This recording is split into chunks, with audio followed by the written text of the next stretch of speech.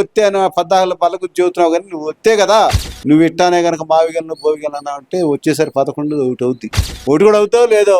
ఒక్క కేసులో చంద్రబాబు గారు తప్పు చేశారని ఎక్కడైనా నిరూపించగలిగావా?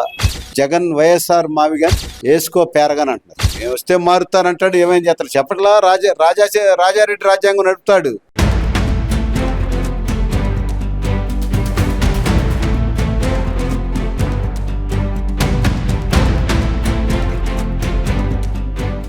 ఆంధ్రప్రదేశ్కి కొత్త రాజధాని ప్రతిపాదన చేసిన జగన్మోహన్ రెడ్డి ఎలా చూడాలంటారు? ఆయన ఏ ప్రతిపాదనలైనా చేస్తాడు జగన్మోహన్ రెడ్డి గారు. ఆయనకి ఏమైనా పని ఏం లేదు కదా. ఇప్పుడు ఇంట్లో కూర్చొని ఉన్నాడు, జనంలోకి వచ్చేది లేదు. ఇంట్లో కూర్చొని మైక్ ముందు మీడియా, వాళ్ళ సొంత మీడియా ముందు ఏదైనా ప్రతిపాదన పెడతా ఉంటాడు. అసలు బయట ఏం జరుగుతుంది, జనం ఏమనుకుంటున్నారు, ఇప్పుడు బాబు గారి పరిపాలన ఎట్లా ఉంది, ఇతను ఏమైనా తప్పులు చేస్తున్నాడా, తప్పులు చేస్తే ఆ తప్పు ఎక్కడ జరుగుతుంది, అది ఒకసారి ప్రతిపక్ష హోదా లేకపోయినా వాళ్ళకి వైసీపీకి 11 సీట్లు వచ్చినాయి కాబట్టి వాళ్ళు మాట్లాడే హక్కు ఉంటే, ఆ పార్టీ నాయకుడు కాబట్టి అతను కూడా ఎంత కొంత చెప్పొచ్చు. సలహాలు మంచి అయితే తీసుకుంటారు. నువ్వు అసలు తెలుగుదేశం పార్టీ ఏం చేస్తుందా, గవర్నమెంట్ ఏం చేస్తుందో కూడా తెలియదు నీకు. అసలు ఆ ఇంట్లో కూర్చొని 4 వాళ్ళ మధ్యలో నీ మీడియా నీ మనుషులు తప్ప అసలు ప్రజలు ఏం అడుగుతున్నారు, ప్రజలు ఏం కోరుకుంటున్నారు, వాళ్ళకి ఏం చేస్తే మంచి జరుగుద్ది, మనం ఏం చేయాలా, మనం ఎట్లా గెలవాలనేది ఉండాలా. అవన్నీ ఏం కాదు. అంత మూర్ఖంగా నేను చెప్పింది జరగాల, నేను చెప్పింది రాజ్యాంగం అన్నట్టుగా గత 5 ఏళ్ళు పరిపాలించారు. అదే కోణంలో ఉన్నాడు అతను. అందుకని అతను ఏమైనా మాట్లాడతాడు. కొత్త రాజధానులు, ఇప్పుడు ఈ రాజధాని వచ్చింది అనుకుంటున్నాడో ఏమనుకుంటున్నాడు నాకు తెలియదు. కానీ వచ్చింది, ఇది ఆమోద ముద్ర పడింది అన్నప్పుడు ఈ మావిగాను బోవిగాను రాకూడదు. అందుకని బయట జనం హేళనగా ఏమంటున్నారంటే జగన్ వైఎస్ఆర్ మావిగాన్ వేసుకో పేరగాని అంటున్నారు. ఎంత హేళనగా మాట్లాడుతున్నారంటే అంత హేళనగా మాట్లాడుతున్నారు. ఎందుకు మరి ఇట్లా మాట్లాడతాడో అర్థం కాదు. దాన్ని ఏమనుకోవాలి మనం? ఒక పక్క రాజధాని ఇచ్చారు అయిపోయిందని చెబుతుంటే నువ్వు మావిగాని అంటే కొత్తగా నీ రాజధానులు ఇస్తారైంది ఒక రాష్ట్రానికి. నువ్వు ఉన్నప్పుడు ఒక 3 ముక్కలు అన్నారు, 3 రాజధానులు చేసావా? ఒక రాజధాని చేసావు 3 కనీసం ఇది బిట్టి ఇది అని చేసావు నువ్వు. లేకపోతే ఒక సమస్యలో పరిష్కారాలు ప్రజలకు ఏం కావాలో చూసావా? ఇలా ప్రజలకు పరిశ్రమలు వస్తే ఉద్యోగాలు వస్తాయి. దాంతో ప్రజలు చదువుకున్న పిల్లలందరూ హాయిగా ఉంటారు. పెద్దలు ఎవరిని ఉన్నారంటే కూడా వాళ్ళ పనులు వాళ్ళు చేసుకుంటాం. కానీ పిల్లలకు ఉద్యోగాలు వస్తే అందరికీ హ్యాపీయే కదా. నాలంటూ ఉన్నాడు, మా పిల్లడు మంచి ఉద్యోగం చేసుకుంటా అంటే నేను కూడా 60 ఏళ్ళు దాటి అనుకోండి, ఏ తల్లిదండ్రులైనా విశ్రాంతి తీసుకుందామని శుభ్రంగా మనోడు సంపాదించుకుంటున్నాడు. అదే కనుక పిల్లలు సరిగా భవిష్యత్తు లేకుండా వాడే కష్టపడుతుంటే, విడిగా ఉంటే చాలని జీతాలతోటి ఏం చేస్తారు, వీడు కూడా కష్టపడాలి వయసు అయిపోయినాక. అది కాకుండా ప్రతి ఒక్కళ్ళు కోరుకునేది పిల్లలకు ఉద్యోగాలు వస్తే తల్లిదండ్రులు కూడా మంచి హ్యాపీగా ఉంటారు. అవన్నీ రావాలి అంటే మనకు పరిశ్రమలు రావాలి, మంచి ఉద్యోగాలు రావాలా. వాళ్ళకి ఏ రకంగా వస్తాయి, పరిశ్రమలు 5-6 రకాలుగా వస్తే ఒక పరిశ్రమ వస్తే చాలదు కదా. ఉన్న పాపులేషన్కి లక్షల్లో కావాలి ఉద్యోగాలు. కనీసం 50-60 లక్షల ఉద్యోగాలు పిల్లలు ఉంటారు, చదువుకున్న పిల్లలు ఖాళీగా. వీళ్ళందరికీ ఉద్యోగాలు కావాలంటే మంచి పరిశ్రమలు పెద్దవి తేవాలి. అందుకని స్టీల్ పరిశ్రమ తెచ్చారు. అట్లానే ఇక్కడ క్వాంటమ్ అనేది ఒకటి తీసుకొస్తున్నారు. ఇట్లా రకరకాలుగా పెద్దవి. అట్లానే పల్నాడు ఏరియాకి ఇలా అనుకోండి, రాయలసీమ ఏరియాకి వాళ్ళకి కావాల్సిన ఏంటి, మంచినీళ్ళు దొరకట్లేదు అంటారు. నీళ్ళు ఎట తీసుకురావాలని బాబు గారు అట్లా ఎవడికి రైతుకి ఉద్యానవన పంటలు ఇట్లాంటివన్నీ కూడా ఎక్కడెక్కడ ఏ ఏరియాకి ఏం కావాలి, వాళ్ళకి సరిపడది ఏందని చూసుకుంటేనే మన పరిపాలన నాయకుడు, మన పరిపాలన ఎట్లుందనేది మనకి అట్లాంటి నాయకుడు కావాలని ప్రజలు కోరుకుంటారు. నువ్వు ఏమి చేయకుండా నీ ఇష్టం వచ్చినట్టుగా దోపిడీలు దొంగతనాలు చేసి దౌర్జన్యాలు చేసి రాష్ట్రాన్ని పరిపాలించావు కాబట్టి నీకు 11 సీట్లు ఇచ్చి కూర్చోబెట్టారు. నువ్వు ఇట్టానే కనుక మావిగలను బోవిగలను అంటే వచ్చేసరి 11 ఒకటి అవుద్ది. ఒకటి కూడా అవుతావు లేదో. నీ ఏమంటే అసలు ముందు నిలబడేవాళ్ళు కావాలి కదా. మీ నాయకులు కూడా అనుకుంటున్నారు, ఏంద్రా ఈ వాలేంద్ర బాబు రాజధాని మనం దాగబాగా తెచ్చిందని హేళనగా మాట్లాడుతుందని అనుకుంటున్నారు వాళ్ళు. అంటే ఇక్కడ అంబటి రాంబాబే సపోర్ట్ చేస్తున్నాడు కదా, గుంటూరు జిల్లా నాయకుడు ఆయనే సపోర్ట్ చేస్తున్నాడు కదా మావిగానికి. మరి ఎలా చూడాలంటారు దాన్ని? చెప్పట్లేదండి. ఇప్పుడు వీళ్ళ నాయకత్వం అంతా కూడా ఉన్నారు ఒక 5-6 ఆయనకి బ్యాచ్. ఇంకా అదే లోకం వాళ్ళకి. ఆయన ఏం చెబితే వాళ్ళ నాయకుడు ఏం చెబితే అదే. అసలు ఇది మంచి ఏంది చెడేంది, ఇది ఎట్లా పోతుంది, కనీసం వీళ్ళ నాయకుడికి చెప్పేవాడు కూడా లేడు.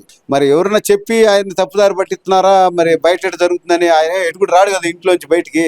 మరి బయట జరుగుతుందే మనం ఇదంటే సరిపోయిందని చెబుతున్నారా, లేకపోతే అసలు ఏం చేస్తాడు? అసలు బయటకు రానడికి ఏం తెలుసు, లోకం ఏం తెలుస్తుంది, ఏదైనా మాట్లాడతారు లోపల కూర్చొని. వీళ్ళు కూడా కళ్ళు మూసుకొని మా నాయకుడు చెప్పాడు మేము చెబుతున్నామని బయటికి చెప్తారు. అందుకనే కదా మరి వీళ్ళందరూ ఓడిపోయి కూర్చుంది ఇలా.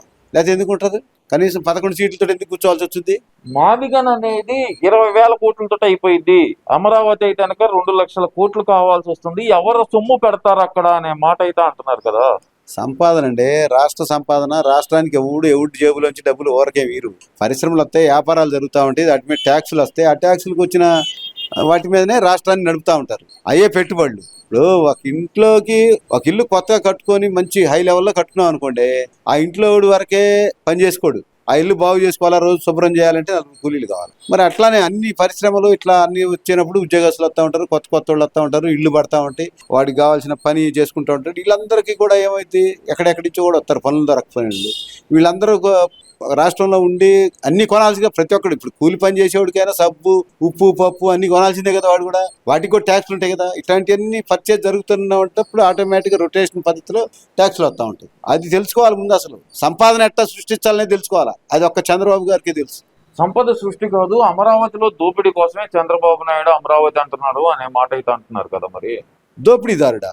ఎక్కడ నీకు తెలిసిన కాడ ఒకటి చెప్పు. నువ్వు ఎన్నో కేసులు పెట్టావు, నువ్వు నీ అధికారంలో ఉన్నప్పుడు ఒక్క కేసులో చంద్రబాబు గారు తప్పు చేశారని ఎక్కడైనా నిరూపించగలిగావా? ఇవాళ దోపిడీ చేశారు నువ్వు చెబితే ఎవడు నమ్ముతాడు? అసలు నీ ఇష్టం వచ్చినట్టుగా 53 రోజులు జైల్లో పెట్టావు ఆయన, ఏమీ లేకుండా. ఆయన ఈ తప్పు జరిగిందని కోర్టు కానీ ఇంకోళ్ళు కానీ ఫైనల్ గా డెసిషన్ తప్పు ఒప్పు చేసేది కోర్టు నిర్ణయించాలా. అట్లాంటిది నువ్వు ఎన్ని కేసులు వేసినా కానీ ఏమైనా కోర్టు ఏమైనా ఇతను ఈ విషయంలో తప్పు చేశాడు చంద్రబాబు గారు అని చెప్పి ఎక్కడైనా చెప్పిందా? ఎక్కడైనా శిక్ష అనుభవించాడా?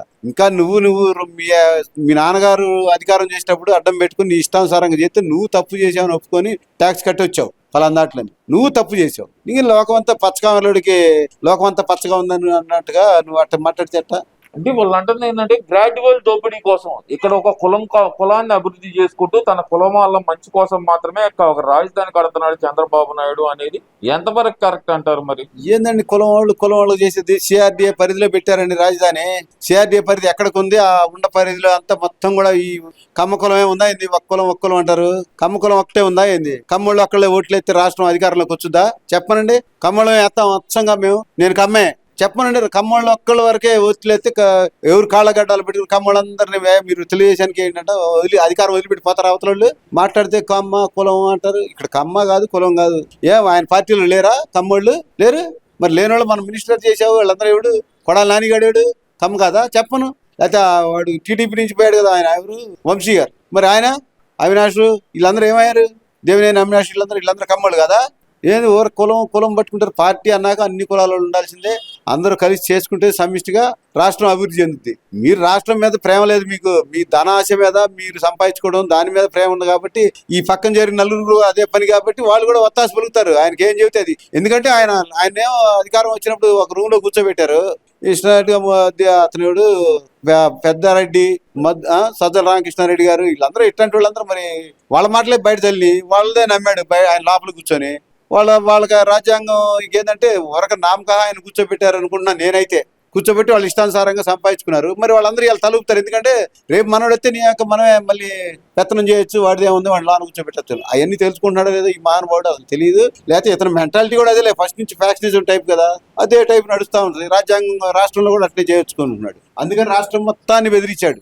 ఎవడు బెదరలా. కాకపోతే అధికారం నీ చేతిలో ఉంది, ఎందుకు వచ్చిన వాళ్ళని ఊరుకున్నారు. లోపల ఓటేసేటప్పుడు ఏం చేయాలో చేశారు కాబట్టి 11 సీట్లు కూర్చున్నాడు. ఇంకా బుద్ధి రాలా. ప్రజలు ఇదిగో ఈ రకంగా ఉన్నారు, మనల్ని నమ్మలేదు, మనం వాళ్ళ నమ్మకం కలిగించాలి అంటే మనం ఏదో ఒకటి ప్రజలకి వాళ్ళు కోరుకున్నది చేయాలనేది అతని మనసులో లేదు అసలు. మళ్ళీ నేను వస్తే మారుస్తా అంటున్నాడు కదా అమరావతి. నేను వస్తే మారుతానంటాడు. ఏమేం చేస్తాడు చెప్పట్లా. రాజారెడ్డి రాజ్యాంగం నడుపుతాడు. మొన్న 5 ఏళ్ళు నడిపాడు కదా, ప్రజలు చూశారు. మళ్ళీ ఇక నేను ఏడరాని ఇస్తారు అసలు. నువ్వు వస్తే అని 14 పళ్ళకు చెబుతున్నావు కానీ నువ్వు వస్తే కదా, వస్తే అన్నావు, వస్తానంట్లా. వస్తే అతనికి కూడా నమ్మకం లేదు, అందుకని వస్తే అన్నాడు. అది. ఈ వీడియో నచ్చితే లైక్ చేయండి. అలాగే మా ఛానల్ ని ఫస్ట్ టైం కనుక చూస్తున్నట్టయితే ఇప్పుడే సబ్స్క్రైబ్ చేసుకుని పక్కనే ఉన్న గంట సింబల్ ని యాక్టివేట్ చేసుకోండి. అప్పుడే మేము పెట్టే ప్రతి వీడియో మీకు నోటిఫికేషన్ గా వస్తుంది. అలాగే ఈ వీడియో పూర్తిగా చూసినందుకు ధన్యవాదాలు.